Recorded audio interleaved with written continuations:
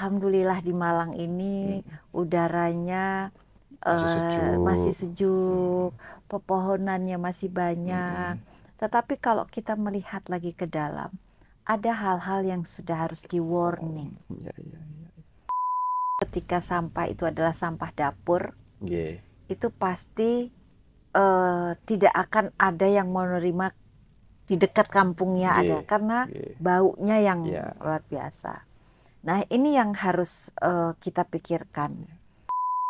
Nah, Kabupaten Malang terutama yang akan menjadi ketempatan mm, TPA itu harus betul-betul siap, bukan hanya dengan lahan, iya, tapi juga dengan informasi dan mm, sosialisasi iya. kepada warga.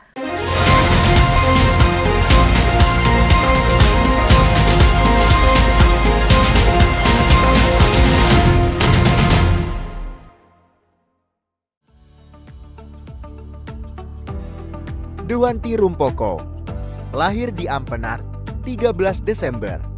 Sosok pemimpin perempuan yang telah menorehkan jejak kuat di dunia pemerintahan, pendidikan, dan kemanusiaan. Mengawali langkah politiknya sebagai anggota DPRD Kota Malang, periode tahun 1997 sampai tahun 1999. Duwanti terus menunjukkan dedikasi yang tak tergoyahkan dalam pengabdian publik. Ia dipercaya menjabat sebagai wali kota Batu periode tahun 2017 hingga tahun 2022. Dan sebelumnya memimpin gerakan pemberdayaan perempuan dan keluarga sebagai ketua tim penggerak PKK Kota Batu selama 2 periode berturut-turut. Tak hanya di pemerintahan, Duwanti Rumpoko juga aktif dalam dunia akademik sebagai dosen di Fakultas Psikologi Universitas Merdeka Malang. Ia menjembatani kebijakan dan kemanusiaan lewat perannya sebagai pelindung paliatif Kota Batu, anggota tim percepatan penurunan stunting, dan Ketua Yayasan Jantung Indonesia Cabang Malang Raya di bidang olahraga dan kepemudaan. Ia turut menjadi Ketua Akuatik Indonesia Cabang Jawa Timur, anggota Dewan Penyantun KONI Jatim, dan Ketua PMI Kota Batu sebagai pemimpin yang penuh empati dan aksi nyata.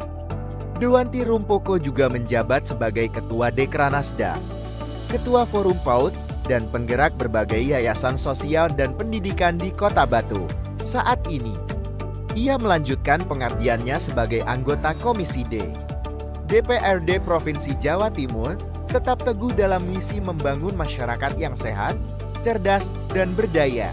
Dewanti Rumpoko, potret pemimpin perempuan yang mengabdi dengan hati, bergerak dengan karya.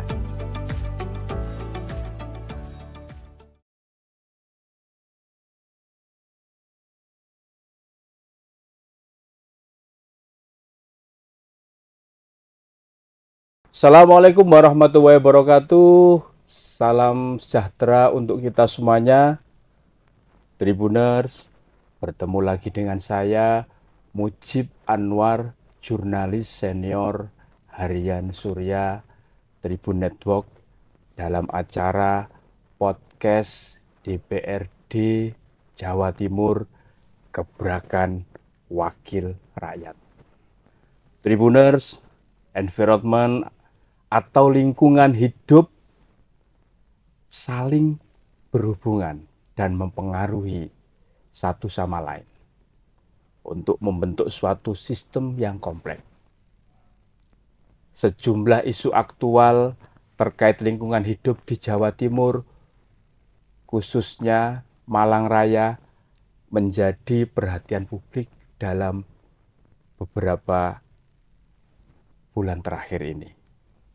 Seperti pengelolaan sampah, pencemaran sungai, deforestasi dan kebakaran hutan, serta rehabilitasi kawasan pesisir dan ekosistem laut. Hingga isu yang lumayan baru, yaitu energi terbarukan dan ketahanan lingkungan. Nah, semuanya itu pasti berdampak langsung bagi kehidupan manusia hari ini, esok, maupun yang akan datang. Nah, karena pentingnya masalah lingkungan ini isunya juga seringkali viral ya di media, maka tema yang kita angkat dalam podcast kali ini adalah Quo Vadis, lingkungan hidup di Malang Raya saat ini dan masa mendatang. Untuk itu, Tribuners telah hadir bersama kita Ibu Dewanti Rumpoko. Beliau adalah anggota Komisi D DPRD Jawa Timur yang membidangi masalah pembangunan. Untuk itu langsung kita sapa Ibu Dewanti. Assalamualaikum Bu Dewanti. Waalaikumsalam warahmatullahi wabarakatuh. Sugeng rawuh Bu. Inggih matur nuwun Mas Mujib. Bu Dewanti, Siap. soal lingkungan ini kan kita selalu setiap hari kan berada dalam lingkungan lingkungan hidup, lingkungan masyarakat lah ya, khususnya siap. ini kan lingkungan hidup ya. Apa sih Bu makna lingkungan bagi Ibu Dewanti? Iya. Setiap hari kita menghirup udara itu pasti berasal dari lingkungan sekitar kita. Ketika lingkungan kita itu kita jaga dengan baik, dengan banyak pepohonan, kemudian dengan lingkungan yang asri, itu pasti bukan hanya keindahan, tapi juga manfaat kesehatan itu akan kita rasakan. Kita akan jadi bertambah bugar, kita akhirnya jadi bahagia karena situasi kondisi yang sangat baik itu. Artinya lingkungan itu menentukan bagaimana sih kualitas hidup kita ya Bu ya? Betul sekali. Setiap kota-kota besar ya, terutama di Jakarta, itu setiap minggu pasti ada Car Free Day. Ya, mereka mengurangi jumlah kendaraan yang lewat di satu area agar supaya lingkungan di sekitar itu lebih udaranya lebih bersih. Polisinya yang dikurangi. Polisinya kurangi karena ada Car Free Day. Nah, itu antara lain juga untuk menjaga kualitas udara. Nah, kalau di Malang, di Batu, di Kabupaten Malang, itu kan masih belum sehirup pikuk di kota ya, Surabaya, apalagi Jakarta. Nah, inilah yang harusnya kita sebagai warga Malang Raya ini satu bersyukur. Dan bersyukurnya itu bukan hanya dengan ucapan alhamdulillah, tetapi juga ikut menjaga, ikut memelihara, ikut melestarikan lingkungan yang kita tempati ini. Bu, kalau menurut hemat Ibu Dewanti ini, untuk Jawa Timur Bu, khususnya Malang Raya, bagaimana Bu kondisi lingkungan di Malang Raya ini? Ya, memang kalau dibandingkan dengan kota-kota besar lain yang hiruk-pikuk, kita merasa waduh, alhamdulillah di Malang ini udaranya masih sejuk, pepohonannya masih banyak. Tetapi kalau kita melihat lagi ke dalam, ada hal-hal yang sudah harus di warning. Apa itu? Antara lain ya, satu, bagaimana kita memelihara lingkungan kita dengan baik. Itu harus kita sangat perhatikan agar supaya segala sesuatu yang ada di tempat kita, yang dimana kita menetap, dimana kita beraktivitas, ini terus terjaga dengan baik. Gitu, Pak Apalagi Muji. soal lingkungan ini kan karunia Tuhan yang tidak bisa tergantikan. Ya, betul. Ini tidak bisa dibuat oleh pabrik manapun. Ini sudah ciptaan Gusti Allah yang luar biasa. Given given. Dan kita wajib menjaganya, itu yang penting. Bu, kalau soal ini Bu, problem Bu, kan pasti setiap daerah, meskipun dulu ketika kita masih muda itu kan kalau mau ngadem itu ke wilayah Malang lah kan, datanglah ke Malang kalau mau ngadem kan. Walaupun sekarang masih lebih juga, dingin daripada ya, tempat lain. Ya, apa Bu ya masalah yang dihadapi oleh wilayah Malang Raya ini terkait dengan kondisi lingkungannya? Ya. Menurut hemat Bu Dewanti. Kemajuan zaman, kemajuan teknologi, dan bertambahnya populasi, itu adalah hal-hal yang memang akhirnya menjadi ada perubahan-perubahan di sekitar kita, terutama di Malang Raya ini. Dulu yang penduduknya cuma berapa gitu, sekarang sudah jadi berapa. Dulu yang perumahan itu paling banyak itu cuman sampai di daerah Dieng, bahkan apa namanya di Soekarno-Hatta itu baru dibuka gitu ya, belum ada jembatan. Itu jembatan Suat belum ada ya? Belum ada. Itu kalau ke Dinoyo aja rasanya malam itu sudah agak merinding gitu ya. Tapi sekarang daerah-daerah tersebut itu 24 jam, jangankan jam 7, jam 8, jam 12, jam 2 malam pun masih ramai sekali. Itu adalah perubahan, keniscayaan perubahan yang terjadi di Kota Malang. Sehingga bertambahnya penduduk, bertambahnya banyak yang membutuhkan rumah.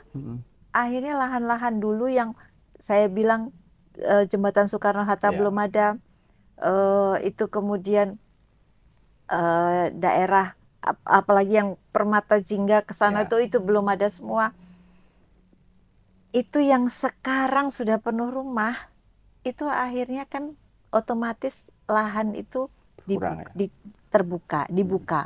Dan itu tentu saja ketika lahan itu dibuka, yang tadinya penghijauan yang di situ itu pasti sudah hilang untuk diganti oleh perumahan-perumahan. Nah, itu adalah hal-hal keniscayaan yang kita alami, sehingga orang Semalang bilang Malang tidak sedingin dulu ya, karena memang perubahan di semuanya, termasuk perubahan iklim. Tapi tetap saja kita harus menjaga itu dengan baik. Karena bertambahnya penduduk pasti bertambah masalah. Apalagi di Malang Raya ini, saya belum tahu kalau di Malang Raya ini setiap tahun itu didatangi oleh berapa wisatawan. Tapi data dari Batu itu setiap tahun itu sudah mencapai 10 juta wisatawan yang datang setiap tahun. 10 juta Bu ya? Nah, bisa dibayangkan dampak mereka pasti ada sampahnya di situ. Penduduk bawa sampah, wisatawan juga bawa kendaraan dan juga ada menghasilkan sampah, yang akhirnya itu ada perubahan-perubahan yang luar biasa yang harus kita terima. Tetapi bagaimana perubahan itu akhirnya bisa menjadi tetap kita menjaga lingkungan dengan baik, itu yang menjadi PR kita bersama. Bu Dewanti, ketika perkembangan ini kan tidak bisa diniscayakan ya. Salah satu yang menjadi isu sentral terkait masalah lingkungan ini kan soal pengelolaan sampah sama pencemaran. Betul. Baik apa namanya oleh limbah-limbah ini kan macam-macam ya, limbah industri, limbah rumah tangga dan seperti itu. Itu ditambah lagi dengan masih mungkin saya katakan belum ya ada kesadaran dari masyarakat kita itu untuk mau membuang sampah pada tempatnya. Bagaimana menurut Bu Dewanti? Ya, itulah tidak bisa hanya pemerintah, tidak bisa hanya kita sendiri apalagi, tapi semua lini, baik dari masyarakat, baik pemerintahnya, baik aparat, baik penegak hukum, semua guru, dokter itu ya semua itu harus punya satu tujuan untuk bisa memberikan hal yang baik untuk lingkungan kita. Bagaimana itu adalah edukasi bagaimana kita mengolah sampah dari rumah. Itu kemudian bagaimana kita Memilah dari ya, rumah Bu, ya. sudah memilah Organik dan mana yang anorganik. mana yang plastik, mana yang residu, mana yang sampah dapur. Itu sudah harus disiplin. Dan kemudian yang mengambil sampah itu pun juga disiplin. Jangan dari rumah sudah dipisah-pisah, tapi ketika sampai kemudian dijadikan satu lagi ya. Itu oleh adalah, Pak sampahnya dijadikan satu. Itu kan hal-hal yang betul-betul dari semua lini harus sama persepsinya untuk bisa mengelola sampah ini dengan baik, yang akhirnya satu ada keuntungan sebetulnya di situ. Jadi sampah dapur itu bisa diolah nantinya menjadi pupuk dan sebagainya gitu ya. Sampah plastik ini juga bisa kemudian menjadi diolah untuk bahan industri yang lain gitu ya. Nah, residu ini tinggal yang kemudian bagaimana membuang itu, mengolah itu sampai akhirnya dia menjadi sudah tidak membahayakan bagi kehidupan masyarakat. Artinya dari situ ini perlu ya, Bu, ya, membangun kesadaran lingkungan sejak dini. Bagaimana, Bu, itu? Sangat. Jadi caranya bagaimana agar terbangun kesadaran lingkungan di masyarakat kita sejak dini? Kita tidak boleh lelah untuk memberikan edukasi dan sosialisasi serta pendampingan kepada seluruh masyarakat. Kemudian kita juga harus sejak dini mengajari anak-anak kita yang dari TK, bahkan dari belum sekolah, TK sampai SMA itu bagaimana kita mengolah sampah. Itu tetap harus terus tanpa lelah kita melakukannya. Bahkan kalau bisa ada sedikit kedisiplinan yang harus ada diterapkan di situ. Karena apapun kita ini kalau tidak melakukan dengan sesuatu yang strict, itu kadang melenceng lagi. Harus jelas ini dan strict. Kita ingat tahun berapa itu kita baru mau mengenalkan helm. Itu kan luar biasa juga effortnya. Rasanya memakai helm itu seperti suatu penyiksaan dan sebagainya, padahal itu adalah untuk keselamatan diri sendiri. Tapi alhamdulillah sekarang walaupun masih ada orang yang bandel, tapi hanya 1-2. Tapi semua di jalan sekarang sudah sadar kalau pakai motor harus memakai helm. Nah, saya rasa tentang dan pengelolaan helmnya harus standar, standar biar betul untuk safety ya. Tidak boleh, kalau dulu kan helm asal-asalan, sekarang kan harus standar ya untuk safety-nya ya. Ya, dan itu sebetulnya disadarkan bahwa itu bukan buat siapa-siapa, tapi buat diri kita sendiri yang memakai helm gitu. Nah, ini juga pengelolaan sampah bukan untuk siapa-siapa, tapi untuk kita sendiri gitu. Bahkan nanti itu adalah kita turunkan untuk anak cucu kita, agar supaya mereka tetap hidup, tetap mendapat air bersih, tetap mendapat lingkungan yang baik gitu. Bu, ini kan soal kesadaran tadi, soal sampah ya, kesadaran membuang sampah pada tempatnya. Ini sebenarnya kalau dari sisi aturan kan sudah dibikin ya. Betul. Apakah itu bentuknya perda dan macam-macam lainnya lah. Tapi dalam pelaksanaannya kan seringkali tidak tercermin ya, budaya tertib membuang sampah. Harus ada peringatan yang tegas dan jelas dulu baru masyarakat itu mikir kan, seperti itu. Taruhlah misalkan dilarang membuang sampah pada tempatnya, tapi ternyata banyak sampah yang berjajaran di situ. Itu lebih karena apa, Bu ya? Satu karena kesadaran memang, dan kedua karena lemahnya kita menerapkan aturan-aturan itu. Kalau kita ke tetangga sebelah, ke Singapura, waduh, kita yang biasanya tidak disiplin membuang sampah, langsung ayo, dari disiplin ya. sopo sing wani gitu. Karena memang sudah jelas, wah kalau di Singapura kamu ini bisa didenda 10.000 Singapura sing. Waduh, duit 10.000 aja ndak. 2 atau enggak bisa dihukum ya. Nah, itu kan sedang itu diterapkan benar. Iya. Lah, ini mungkin harus ditiru di Indonesia walaupun memang tidak mudah. Karena apa? Kita negara yang besar, penduduknya dengan penduduk yang besar gitu ya, dan dengan masih SDM yang sangat perbedaannya juga antara satu dengan yang lain dia juga cukup jauh gitu ya. Itu yang menjadikan kendala yang luar biasa. Tapi apapun, marilah mulai dari diri kita sendiri. Kalau kita bilang ayo, tapi terus jangan ini, kita sudah nggak melakukan itu. Ketika kita sudah disiplin, sudah mengelola sampah dengan baik, nah ini kita yang mulai dulu. Insya Allah kemudian itu akan semua bisa melakukannya dengan baik. Gitu. Bu, itu kan sudah dicoba seringkali beberapa daerah kan sudah mencoba untuk pengelolaan sampah ya, yang baik memanfaatkan teknologi terkini maupun secara tradisional. Tapi seringkali kan pro kontra itu masih terjadi Bu di masyarakat. Ini bagaimana menurut Bu Dewanti?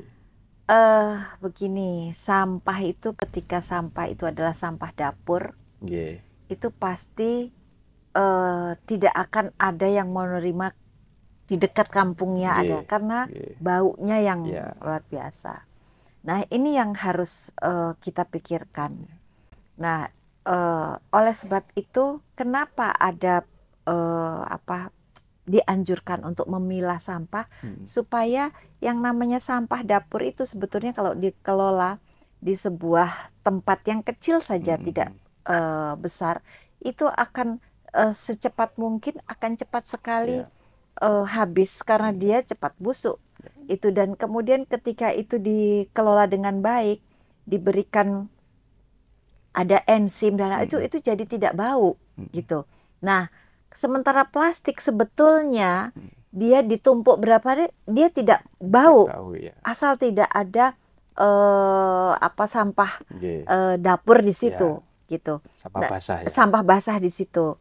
Nah, inilah yang harus betul-betul kita berikan pemahaman supaya itu tidak dicampur gitu. Nah, sampah plastik ini nanti ketika sudah terkumpul itu bahkan bisa dimanfaatkan jadi produk-produk lainnya gitu. Ya, bahkan ada saya kemarin waktu itu di IAIN sini saya melihat itu bisa jadi batako. Dan kualitasnya itu sangat luar biasa karena itu dicampur dengan aspal ya. Plastik itu dipanaskan sampai 1000 derajat mungkin itu jadi kekuatannya itu malah luar biasa. Nah, ketika itu ada yang melihat dan membuat pabrik itu dan bahannya itu dari sampah yang tidak terpakai, itu gratis, mungkin ongkosnya saja dia bayar, itu kan sesuatu yang luar biasa, sangat punya manfaat buat membangun, kemudian ada keuntungan, dan juga akhirnya sampah-sampah itu bersih gitu. Ya, itu kan luar biasa. Nah, makanya inilah yang masih belum ketemu, mana yang barang-barang ini harus dikemanakan, yang untuk kemudian diproses jadi apa. Ini sebetulnya yang harus kita temukan di sini. Artinya semua stakeholder terkait harus satu frekuensi ya, Bu, untuk sampah ini mau dikemanakan, termasuk juga pemanfaatannya, daur ulangnya seperti apa, agar menciptakan nilai tambah ya pemanfaatannya. Betul, itu kalau umpamanya di pusat pemerintah daerah membuat BUMD itu untuk pengelolaan sampah itu yang di manage dengan benar, itu luar biasa ada keuntungannya. Ya. Bu Dewanti, volume sampah di wilayah Malang Raya ini kan cukup besar. Besar sebagai salah satu sekali. kota besar di Jawa Timur Iya, ya. iya. Lah, seringkali keberadaan TPA, tempat pembuangan akhir ini kan menjadi keluhan masyarakat ya. Yang seringkali disorot itu kan TPA Supit Urang. Nah, kalau catatan Bu Dewanti ini soal itu seperti apa sih, Bu? Ya, begini. Kota, wilayah kota, baik Kota Batu, Kota Malang, Kabupaten Malang, itu kota. Kota ya. Itu memang sangat terbatas lahan. Sehingga lahan aja untuk beraktivitas itu terbatas. Apalagi kalau itu untuk ditempati TPA. Itu pasti orang di daerah sekitarnya itu protes lah gampangannya. Tidak bersedia, tidak mau. Nah, dulu mungkin Supit Urang itu memang sudah dipinggirin, nggak ada tetangganya, tapi semakin ke sini perkembangan kampung atas kebutuhan lahan akhirnya mepet. Padahal duluan Supit Urang. Nah, ini yang menjadi masalah. Demikian juga di Batu. Gitu. Nah, kalau di Kabupaten Malang ini kan masih wilayahnya luas sekali. Jadi mungkin ketika ada tanah-tanah desa atau tanahnya Pemkab yang tidak terpakai dan tidak bisa digunakan untuk yang produktif, itu mungkin bisa dilakukan. Oleh sebab itu pemerintah provinsi punya program untuk TPA terpadu. TPA terpadu. Iya, jadi Malang Raya ini satu TPA. Itu dan kenapa begitu? Karena ya Malang Kota sama Kota Batu ini memang sudah sangat sempit sekali. Iya. Itu yang kemudian bisa kemudian dijadi satu, dan ketika jadi satu itu volumenya lebih besar. Ketika akan mendirikan pabrik, apakah itu untuk energi ataukah untuk hal-hal yang tadi saya sampaikan, membuat produksi apa. Nah, itu mungkin volumenya akan mencukupi. Karena kalau yang namanya pabrik itu kan pasti ada batas volume yang harus diterima setiap hari. Nah, kalau cuman Batu kecil, Malang Kota kecil mungkin nggak mencukupi. Nah, kalau sudah di Malang Raya ini mungkin bisa yang akhirnya bisa menjadikan sebuah produksi yang baru gitu. Sudah terwujud tidak, Bu, rencana membuat TPA terpadu itu? Ini sedang dalam proses pengkajian. Nah, sekarang tergantung tiga kota ini apakah bersedia apa tidak. Terutama mungkin yang ditempati gitu. Rencana di mana ini, Bu, nanti? Di kabupaten kah? Di kabupaten untuk Malang Raya. Nah, itu ketika disetujui nanti pembangunan TPA-nya itu dari provinsi. Jadi lahannya yang menyiapkan adalah kabupaten, daerah tingkat 2. Dan Ibu selaku anggota Komisi D DPR Jatim akan mendorong supaya ini segera terwujud ya, Bu ya? Ya, saya rasa ketika ada program ini program yang sangat bagus sekali. Karena Kota Malang dan Kota Batu ini terus terang sudah sangat sulit sekali untuk mencari tempat pembuangan sampah akhir. Nah, tapi saya juga menyampaikan bahwa ini bukan hanya tempat pembuangan sampah, tapi juga pengolahannya, penyelesaiannya sampai selesai yang kemudian menjadikan sebuah produk baru. Bukan hanya sampah kemudian dihancurkan terus bingung mau dibuang kemana dan itu akan numpuk, tetapi itu menjadi sebuah produk baru yang kemudian itu bisa digunakan, dimanfaatkan untuk keperluan yang lain. Artinya itu. Masalah sampah ini diurai ya, mulai hulu sampai hilirnya sampai dia mendatangkan benefit bermanfaatan bagi masyarakat. Iya, dan itu ketika itu makanya skemanya itu nanti harus betul-betul matang dilakukan. Yang nanti bukan hanya ini penyelesaian sampah, tetapi di situ ada penerimaan tenaga kerja yang luar biasa, begitu. artinya bisa menjadi ini ya, peluang untuk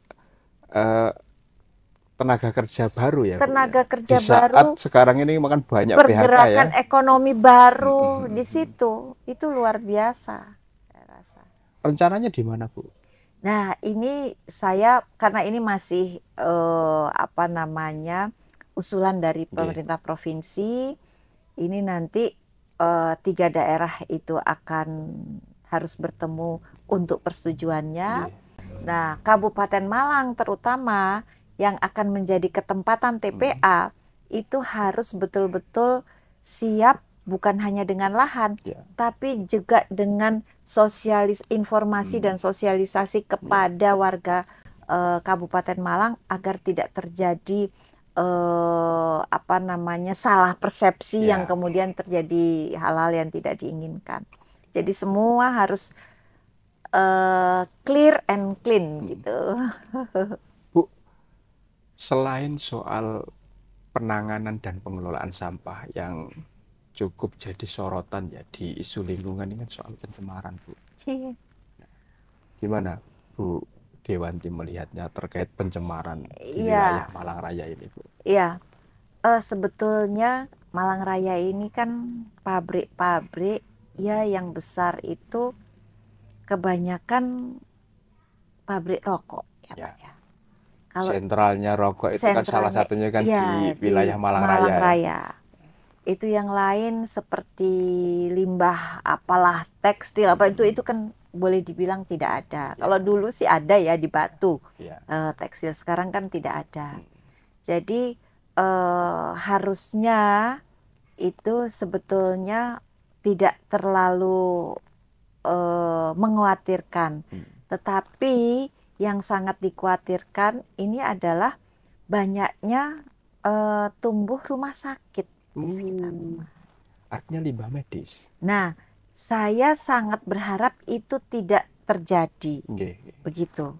Nah, saya rasa izin-izin rumah sakit yang ada baik punya pemerintah maupun punya swasta itu sudah betul-betul ketat dilakukan sehingga limbah B3 yang sangat berbahaya itu sudah dikelola sendiri dengan profesional begitu, dan tidak sampai keluar dari area rumah sakit itu betul ya.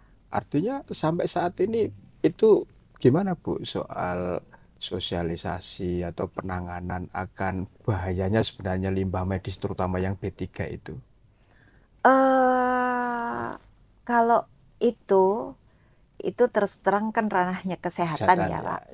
Itu saya rasa kalau di tempatnya jenengan kan berarti Komisi E ya. Iya. Itu saya rasa itu semua sudah sangat-sangat ketat dilakukan. Cuman dikhawatirkan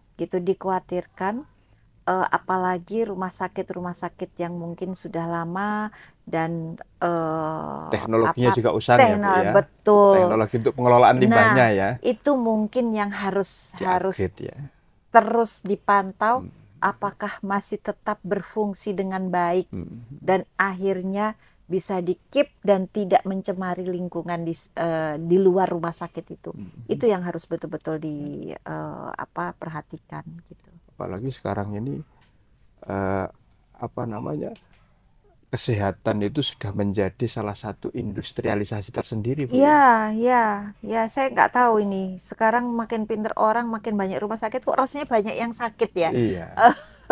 Kita mudah-mudahan kita sehat aja ya, Pak. Kalau dulu itu ada guyonan begini, Bu Dewanti. Kalau dulu itu penyakit yang bahaya itu kan penyakit paru-paru, Bu.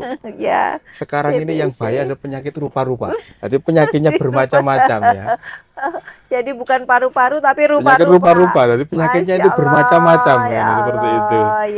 Iya. Bu, atas masalah yang tadi soal limbah tadi, Bu, apa, Bu, kira-kira solusinya? Itu kan limbah kan macam-macam ya, ada limbah rumah tangga, ada limbah industri, tadi Ibu menyampaikan limbah medis yang B3 yang cukup berbahaya ini, agar wilayah Malang Raya ini paling tidak bisa meminimalisir lah keberadaan limbah yang dampaknya terhadap lingkungan juga buruk gitu. Gimana, Bu? Ya, Saya berharap kita semua sudah sadar bahwa apa yang kita hasilkan, yang kemudian kita keluarkan itu akan menjadi hal-hal yang tidak baik kalau kita tidak memanage dengan baik. Dan itu juga bukan hanya tidak baik, juga kita berdosa ketika kita membuang hal-hal yang tidak baik dan kemudian itu menjadi kerugian orang lain. Itu saya berharap kita semua ini sadar akan hal itu. Tapi khusus di pemerintah, kita ini Malang ini kan dialiri oleh Kali Berantas. Yang alirannya itu dari Batu, Malang ini nanti terus sampai Mojokerto, sampai Surabaya. Nah, ketika kita tidak menjaga lingkungan kita, terutama kemudian apa yang kita hasilkan dan dibuang ke kali itu tidak dijaga dengan baik, kita artinya kita mencemari lingkungan kita yang itu nanti sampai dibawa sampai ke dampaknya ke bawah sana yang ke hilir ya. Ke hilir. Dan hulunya kan salah satunya kan di Kota Batu. Iya, itu cikal bakal pertamanya keluar itu Sungai Berantas itu ada di Sumber Berantas sana, namanya Sumber Berantas. Nah, oleh sebab itu marilah kita sebagai warga masyarakat yang baik, sebagai manusia yang ikut menjaga lingkungan ini agar tidak melakukan hal-hal yang tidak baik. Apakah sanitasi, terutama toilet kita di rumah itu ada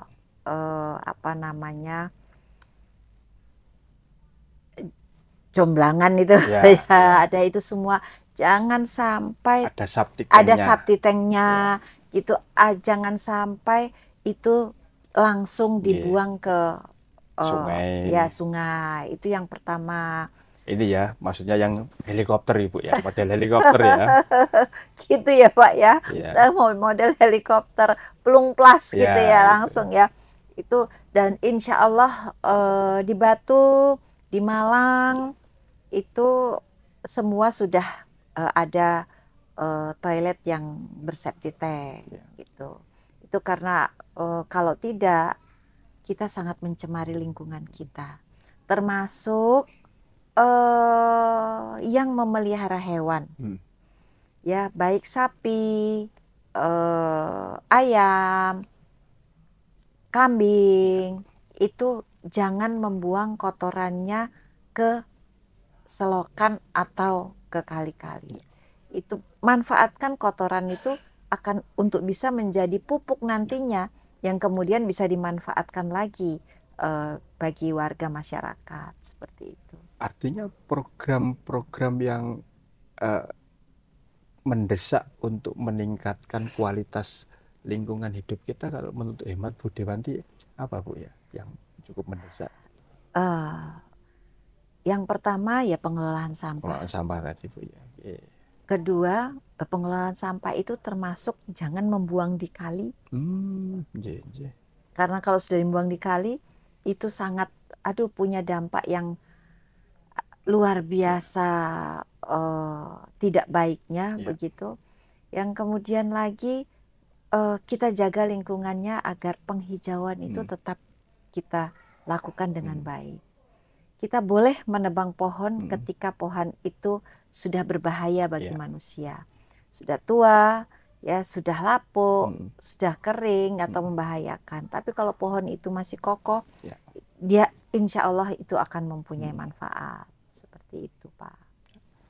Bu, terakhir Bu ini untuk closing statement dan pesan kepada masyarakat Malang Raya agar tetap menjaga lingkungan yang itu sangat penting bagi anak cucu kita berikutnya.